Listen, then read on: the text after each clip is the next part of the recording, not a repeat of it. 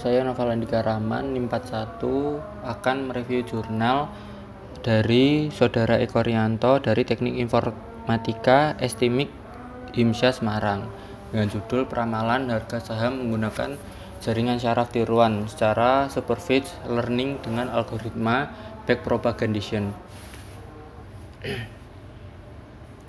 Nah, pasar modal sendiri sangat penting bagi perusahaan, di mana merupakan tempat berbagai pihak, khususnya perusahaan, menjual saham dan obligasi dengan tujuan dari hasil penjualan tersebut yang nantinya akan dipergunakan sebagai dana tambahan untuk memperkuat modal perusahaan. Faktor yang memengaruhi tinggi rendahnya saham adalah aksi korporasi perusahaan itu sendiri, kebijakan pemerintah, tingkat suku bunga, dan dividen. Nah, pentingnya untuk memprediksi saham sendiri adalah dapat melihat bagaimana prospek investasi saham sebuah perusahaan di masa datang, lalu mengantisipasi naik turunnya harga saham dan membantu para investor di dalam pengambilan keputusan. Nah, metode penelitiannya sendiri terdapat 5 langkah, yaitu perancangan sistem dengan diagram konteks, data flow diagram level 0, data diagram level 1 dari proses pendataan, data flow diagram level 1 dari proses pembelajaran, dan yang terakhir data flow diagram level 1 dari proses uji prediksi. Nah, diagram konteks pada diagram konteks, pengguna menggunakan aplikasi dari peramalan. Kemudian pengguna memasukkan data saham sistem jaringan saraf tiruan. Setelah itu, sistem mempelajari data-data yang dimasukkan pengguna, lalu melakukan peramalan. Kemudian sistem akan melakukan peramalan dan hasilnya akan ditampilkan kembali kepada pengguna. Hal tersebut menjadi gambaran besar dari sistem pengambilan keputusan ini sendiri. Nah, secara data flow diagramnya sendiri bisa dilihat dengan seperti gambar di samping. Ini adalah gambar keseluruhan dari proses yang dilakukan. Terdapat 3 proses utama, yaitu pendataan, pembelajaran, dan uji prediksi. Nah, untuk data flow diagram level 1 itu pengguna memasukkan data dan meload data. Untuk memasukkan ini artinya pengguna membuat data baru, dan load data saham yaitu pengguna mengubah data yang lama. Nah, data flow level 1 pembelajaran ini pengguna melakukan perintah untuk dapat mesin untuk dapat mempelajari data-data yang telah dimasukkan. Nah, pengguna masukkan jumlah neuron, lama belajar, nilai rating rate termasuk, dan akan di-return hasilnya kembali menjadi tampilan hasil pembelajaran. Proses pembelajaran ini memerlukan inputan yang dimasukkan oleh pengguna agar proses dapat berjalan dengan baik. Pengguna memasukkan jumlah neuron, menentukan lama belajar, dan menentukan nilai rating rate. Nah, inputan yang telah dimasukkan oleh pengguna nanti diolah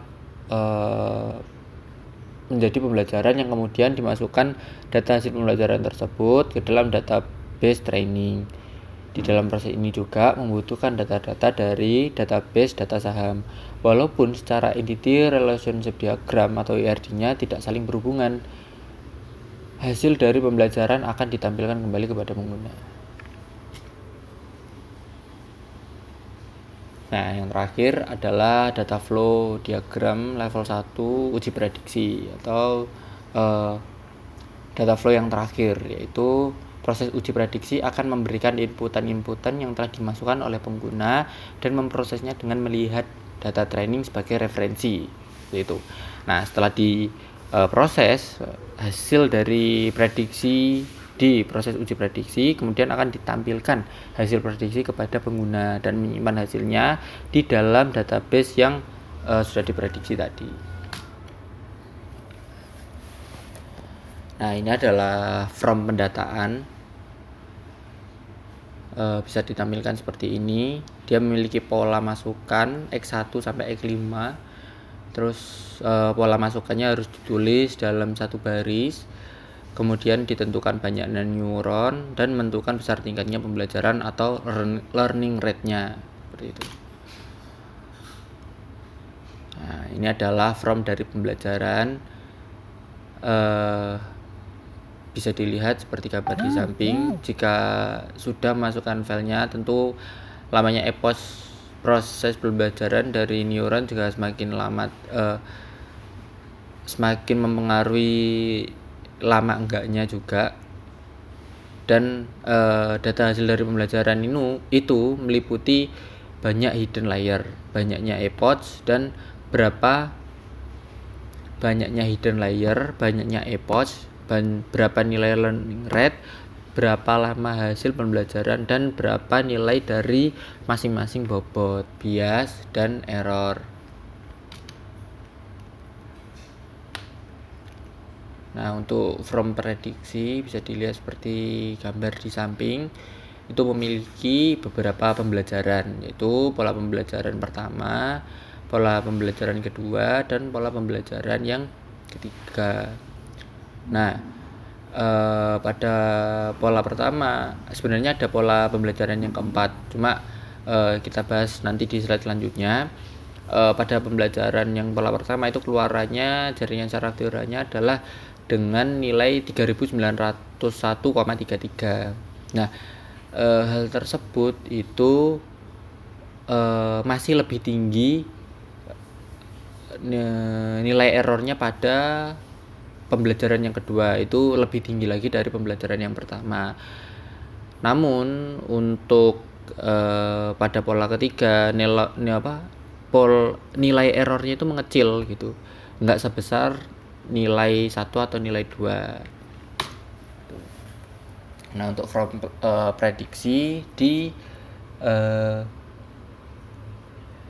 from yang keempat ini, pola keempat ini dia menunjukkan hasil yang lebih kecil errornya gitu. Keakuratannya hampir 100% atau mendekati 100%, yaitu adalah 99,27, sehingga dirasa sel jaringan inilah yang paling baik gitu. Soalnya dia bisa memprediksi dengan hampir sangat akurat. Nah, kesimpulan yang didapat bisa dilihat sebagai berikut.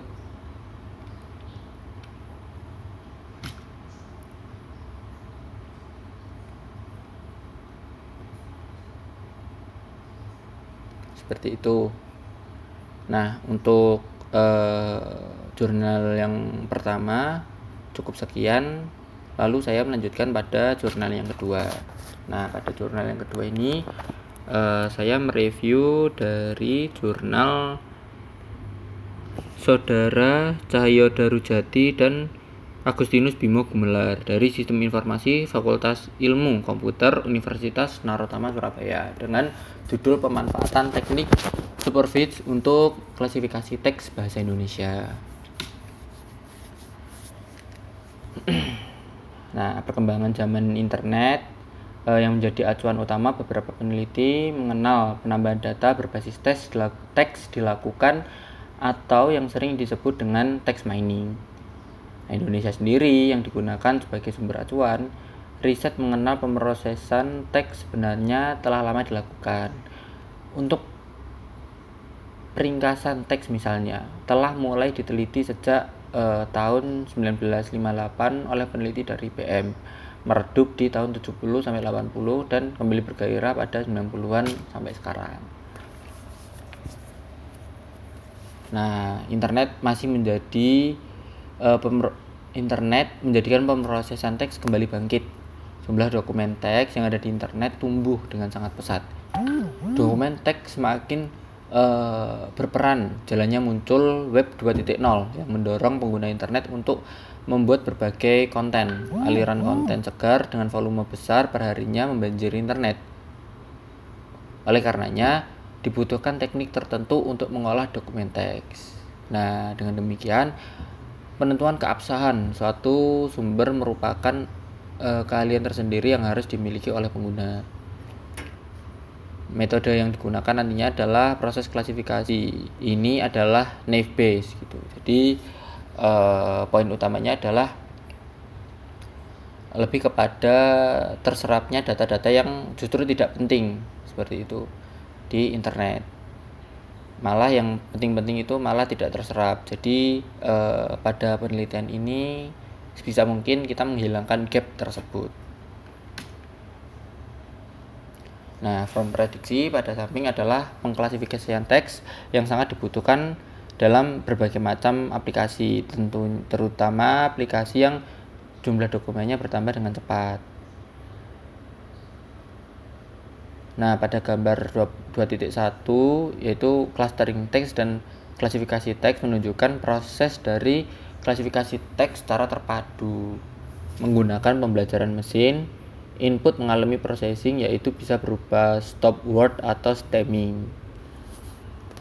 Nah, beberapa cara untuk mengolah teks tersebut antara lain bisa dilakukan dengan informasi retrieval, klasifikasi dokumen, dokumen clustering, peringkasan teks, dan ekstraksi informasi.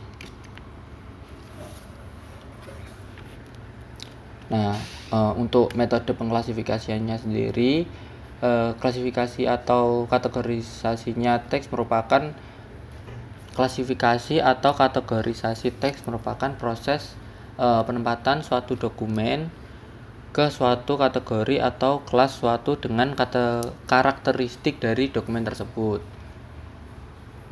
Nah, dokumen yang digunakan untuk pembelajaran itu bisa dinamakan dengan contoh yang dideskripsikan oleh himpunan atribut atau variabel. Nah, atribut lain dinamakan atribut independen atau prediktor.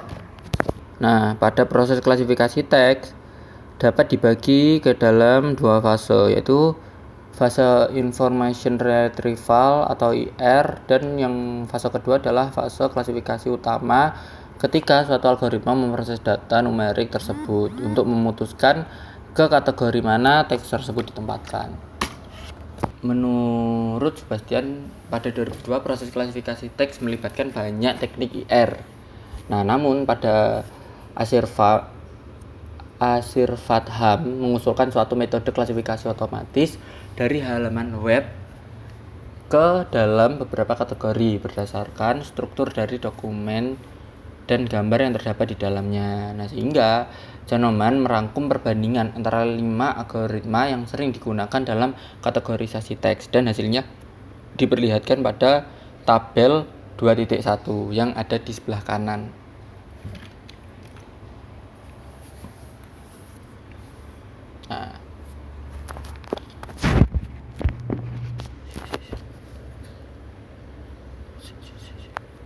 Nah, pada bab 2.2 adalah algoritma naive Bayes sendiri. Nah, klasifikasi Bayes adalah klasifikasi statistik yang dapat memprediksi kelas suatu anggota probabilitas. Bayes sederhana lebih dikenal sebagai naive Bayes classifier. Dapat diasumsikan bahwa efek dari suatu nilai tersebut sebuah kelas yang diberikan adalah bebas dari atribut-atribut lain. Nah, dalam bahasa lebih sederhananya, naive itu mengasumsikan bahwa kemunculan suatu term atau dalam satu kalimat tidak dipengaruhi kemungkinan kata-kata lain dalam kalimat, padahal dalam kenyataannya bahwa kemungkinan kata dalam kalimat sangat mempengaruhi kemungkinan keberadaan kata yang ada di dalam kalimat.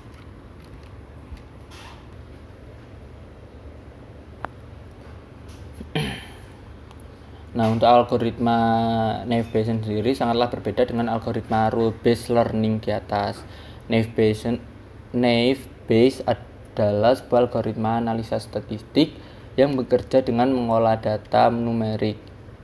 Nah, secara garis besar, cara kerja metode ini dapat direpresentasikan sebagai berikut, yaitu ambil probabilitas PAM dan HAM setiap katanya, terus menghitung rata-rata probabilitas keduanya, dan menentukan klasifikasi berdasarkan nilai probabilitas di atas. Nah, naive Bayes sendiri merupakan teknik klasifikasi yang sederhana dan cepat. Beberapa metode dengan rule based naive Bayesian dapat belajar secara inkremental. Nah, lanjut kepada bab indexing.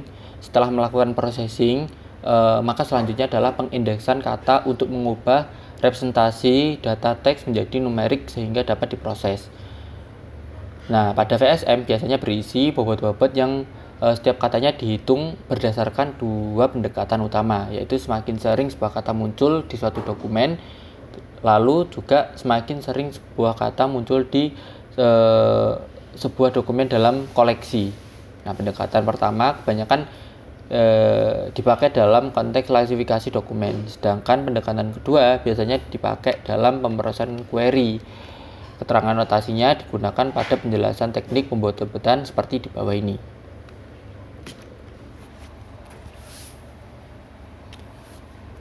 Nah, untuk bab 2.2.2 terdapat sedikit kendala karena saya tidak bisa memperlihatkan bagaimana rumus dari Boolean sendiri ini, cuma karena gambarnya yang tidak memungkinkan untuk bisa di-copy ke sini, jadi mungkin bisa sambil membaca jurnalnya juga, di mana Boolean sendiri terdapat 4 pilar seperti itu, yaitu word frequency weight, TF-ID weighting, ITC weighting, dan entropy weighting, di mana word frequency weighting adalah pembobotan dengan cara menghitung frekuensi tersebut dalam dokumen. Untuk TF-ADF weighting adalah teknik yang sebelumnya tidak memperhitungkan frekuensi kemunculan kata di semua dokumen. ITC weighting menggunakan nilai logaritma dari frekuensi kata, dan yang terakhir adalah teknik pembobotan yang paling baik dibandingkan 5 teknik lain, yaitu entropy weighting.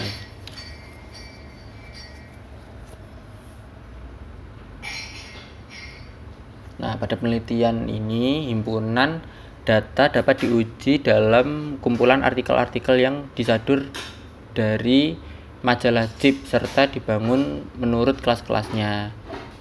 Nah, sehingga bisa dibedakan menjadi 3 kelas, yaitu komputer teknologi, kesehatan, dan berita. Nah, pada jurnal di sini tertulis 5 ya, cuma pada bacaannya dituliskan hanya ada 3 kelas, yaitu kelas komputer teknologi, kesehatan, dan berita atau news.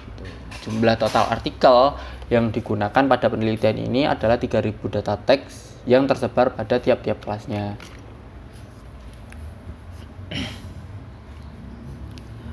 Yang untuk kerangka kerja penelitian ada himpunan data eksperimen, yaitu standar ukuran untuk mengevaluasi kinerja sebuah algoritma. Lalu ada perancangan aplikasi, yaitu perancangan aplikasi mengklasifikasikan berita ini akan dijelaskan mengenai perancangan aplikasi yang akan dikerjakan serta fitur-fitur yang akan dipakai pada aplikasi tersebut. Nah, yang terakhir adalah perancangan teks preprocessing, itu mendefinisi kata dari Porter's meter, yaitu kata sebagai kumpulan huruf alfabetik, sedangkan tata baca, angka, dan karakteristik selain huruf dianggap sebagai delimiter atau pemisah antara kata.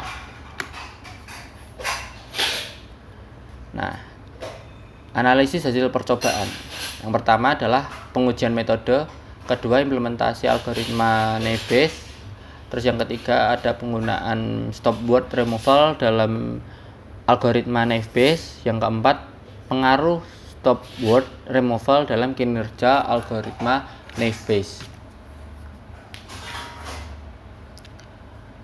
Untuk implementasi algoritma pada tabel 41 merupakan hasil implementasi algoritma naive Bayes pada dokumen teks sebagaimana adanya.